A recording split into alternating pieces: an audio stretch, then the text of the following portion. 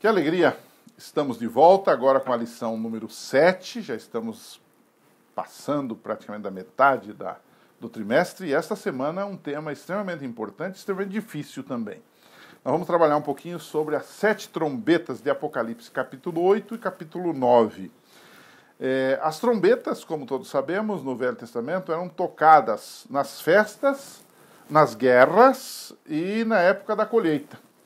E elas eram especialmente ligadas ao serviço do santuário terrestre, que era a igreja portátil que Deus instituiu lá no Velho Testamento com o seu povo. Por exemplo, quando saía do sacrifício da tarde, o sacerdote jogava o incensário no chão, e então os sacerdotes tocavam as trombetas, alertando o povo que estava ali perto para o fato de que naquele dia os serviços do santuário se findaram. E quando a gente vai para Apocalipse, as trombetas também são tocadas nesse contexto. Elas alertam para o fato de que a intercessão de Cristo no santuário celestial não vai durar para sempre. E então, as trombetas, elas anunciam juízos, não é? E logicamente são juízos parciais, porque senão destruiria todo mundo, da parte de Deus contra a humanidade. Diz ali que os juízos atingirão a terça parte. A verdade é que enquanto Deus faz juízos na terra, no sentido de situações que vão, digamos assim, mostrar o seu poder, mostrar o seu controle, no céu o juízo continua. Então, as trombetas são tocadas no período enquanto Jesus está no céu, no santuário celestial, trabalhando, fazendo juízo, as trombetas são tocadas e coisas acontecem aqui na terra, né? Esses juízos de Deus, na verdade, são uma resposta de Deus às orações do povo dele que foi oprimido. Você está lembrado que nos selos, quando são abertos os selos, há um momento em que as almas, que são aqueles que morreram por causa do evangelho, perseguidos, maltratados, eles clamam a Deus: até quando o Senhor vai vingar? Então aqui, esses juízos que caem sobre os ímpios, no caso, nas trombetas, correspondem a essa resposta de Deus às orações do povo que foi oprimido. As trombetas correspondem aproximadamente, e não podemos aqui determinar com toda a segurança, mas aproximadamente ao mesmo período das 7 igrejas e dos 7 selos, que seria o desenvolvimento histórico do cristianismo desde o ano 31 até o fim. O autor da lição optou por fazer assim um comentário generalizado, geral, sobre as trombetas. Então ele dividiu da seguinte forma. Ele diz que as 2 primeiras trombetas referem-se aos juízos de Deus sobre nações que crucificaram a Cristo. Então eles estão muito ligados lá ao início do cristianismo, que perseguiram os primeiros cristãos também. A terceira e a quarta trombeta fala do juízo de Deus contra a igreja do período medieval, contra a igreja que mudou a lei de Deus, que perseguiu os cristãos. Aí você tem a Inquisição, você tem as cruzadas e etc. Já a quinta e a sexta trombeta retratam as facções religiosas rivais no final da Idade Média e no pós-reforma protestante. Então, tudo isso que acontece, a gente não pode aqui determinar com cada detalhe. Se existe uma parte, numa conversa que tive com um autor de um desses comentários do Apocalipse, ele me disse que a parte mais difícil do Apocalipse para você determinar exatamente os fatos históricos e os seus respectivos cumprimentos é justamente a questão das trombetas. Então, os autores, como o nosso autor da lição, que aliás é um especialista em Apocalipse, ele prefere falar de aspectos gerais, comparando as trombetas com o mesmo período das 7 igrejas e dos 7 selos. Ele não entra em detalhes com datas, com uma série de acontecimentos, né? Mas a verdade é que ele fala da quinta e da sexta trombeta representando facções religiosas rivais no final da Idade Média e no período da pós-reforma. Então, tudo isto leva o povo para a Batalha do Armagedon. Então, aqui nós terminamos uma primeira parte da nossa discussão, que é considerações gerais sobre as trombetas. Agora, depois o autor trabalha um segundo bloco da nossa lição, que são acontecimentos entre a sexta e a sétima trombeta.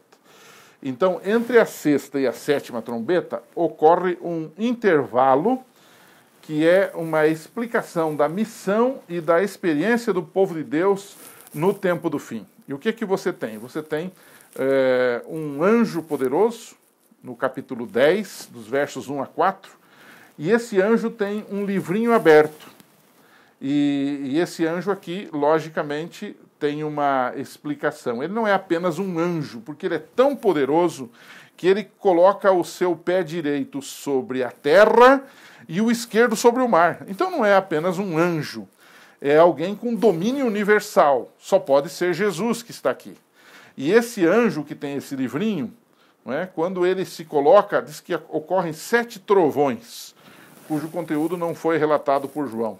Mas Jesus, que é este poderoso anjo, diz, não haverá demora. O que ele está dizendo? Ele está dizendo que aquelas profecias bíblicas de tempo, como por exemplo Daniel 12, 6 e 7, os 1260 anos de perseguição contra a igreja, e a de Daniel 8,14, os 2300 anos que indicam o início do juízo no céu, o juízo que acontece antes da segunda vinda de Cristo, o chamado pré-advento, tudo isso iria ocorrer logo, não haveria demora, ou seja, que o tempo estava se cumprindo. Então, o texto diz que ele dá esse livrinho para que João coma. E quando João come esse livrinho, no início ele é doce. Por quê? Porque ele fala das profecias, porque ele fala do fim que vai acontecer, do cumprimento das profecias de Daniel, de que o tempo do fim chegou e etc. Então é doce a princípio, mas quando entra no seu estômago, a Bíblia diz que João sente que ele é amargo, muito amargo. Isso é símbolo de uma experiência agre, no sentido de amarga e doce ao mesmo tempo. Por quê?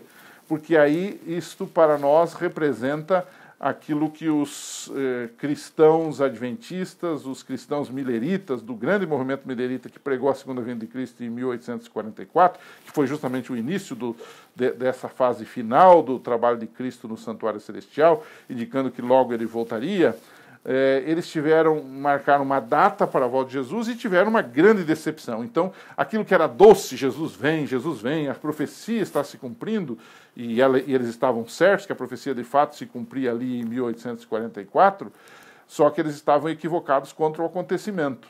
Na verdade, o que ocorre em 44 é a entrada de Jesus, a vinda de Jesus ao Santíssimo para começar uma obra de juízo ali. E não um juízo que vem para esta terra. Essa terra ele viria depois, virá na sua segunda vinda. Então, eles marcam essa data, Jesus não vem, há uma grande decepção. Então, o livrinho que era doce a princípio, passa a ser amargo depois, por causa da decepção. Então, nós temos o capítulo 10, e no capítulo 11, a experiência do povo de Deus, ela prossegue, e o capítulo 11 começa com a medição do templo.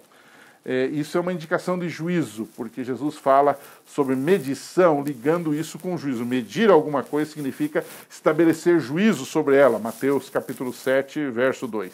E que juízo é esse que começa? Nós entendemos, porque ele está ali depois do capítulo 10, da experiência do livrinho, que seria o juízo investigativo, ou o juízo pré-advento, que começa no céu em 1844. E então, no capítulo 11 ainda, há vários episódios nesse capítulo 11, que a gente tem que rapidamente explicá-los, aparecem também 2 testemunhas. Que testemunhas são essas? Que profetizam vestidas de saco por 1260 anos.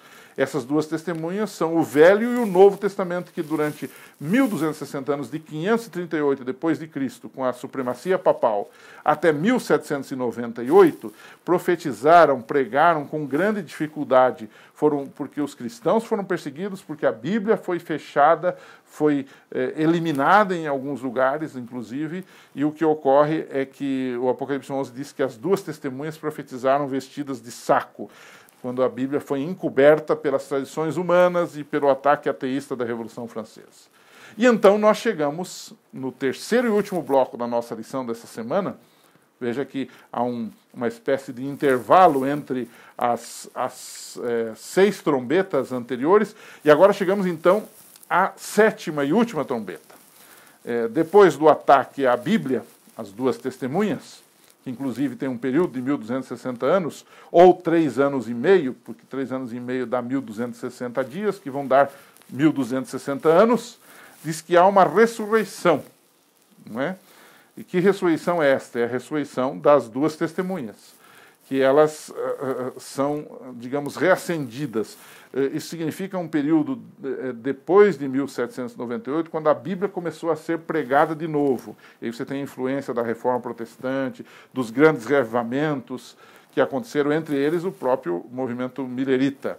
Essa ressurreição das Escrituras aqui, ou das duas testemunhas, que profetizaram com pano de saco durante 1260 anos, elas agora indicam que haveria uma proclamação global e final da palavra de Deus, levando as pessoas a distinguirem entre a verdade e o erro. Então, tudo isso, toda essa pregação forte da verdade contra a mentira, leva o mundo para a 7ª trombeta. Não é? Quando as nações se iram contra Deus e elas são objeto da ira de Deus. E, finalmente, então, na 7ª trombeta, Deus estabelece aqui o seu reino. Não é? Jesus vem e estabelece uma nova ordem de coisas aqui. A 7ª trombeta indica o mistério de Deus sendo cumprido. Né? E aí, uma boa pergunta que poderíamos deixar com os nossos alunos é: estamos nós preparados para a 7ª trombeta?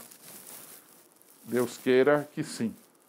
Depois de toda essa discussão sobre trombetas, que na verdade são juízos de Deus sobre os ímpios, sobre pessoas que são contra a sua palavra, sua lei, seus mandamentos, agora nós chegamos ao final, quando os reinos desse mundo, toda a autoridade no céu e na terra serão de Jesus e dos santos do Altíssimo.